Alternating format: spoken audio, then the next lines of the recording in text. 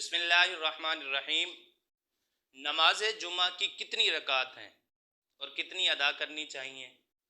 بعض لوگ دو فرض پڑھ کے چلے جاتے ہیں۔ کیا نماز جمعہ کے فقط دو ہی فرض ہیں؟ باقی جو رکعت ہیں وہ نماز جمعہ نہیں ہیں یا وہ نماز ظہر ہیں؟ اور کچھ لوگ ایسے ہوتے ہیں 4 سنتیں پڑھ لیں، 2 فرض پڑھ لیے، اس کے بعد غائب چلے گئے۔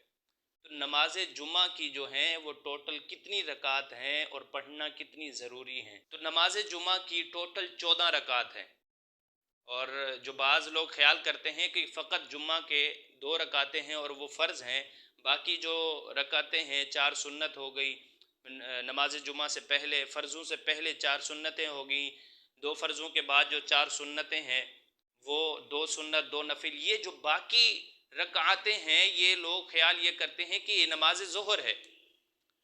یہ خیال ان کا غلط ہے۔ نماز جمعہ والے دن ظہر نماز نہیں ہے۔ جمعہ والے دن جو شخص 2 فرض پڑھے گا جمعہ کے، باقی جو نمازیں ہیں، باقی جو رکعتیں ہیں وہ نماز جمعہ کی نیت سے ادا کرے گا۔ 4 سنتیں پہلے ادا کرے گا تو نیت جمعے کی کرے گا، ظہر کی نیت نہیں کرے گا۔ نماز جمعہ فرائض کے بعد جو 4 سنتیں ادا کرے گا وہ بھی جمعہ کی نیت سے ادا کرے گا، نماز ظہر کی نیت سے نہیں کرے گا۔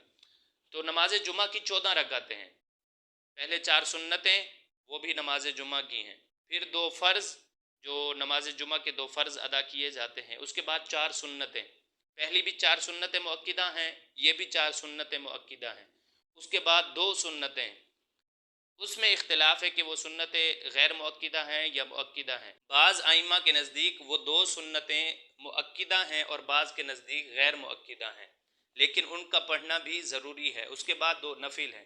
تو اس طرح نماز جمعہ کی 14 رکعت ہیں اور 14 رکعتوں کا پڑھنا ضروری ہے، کیونکہ بروز جمعہ جو شخص عبادات کرتا ہے، مکمل نمازیں ادا کرتا ہے، یہ برکت والا دن ہے۔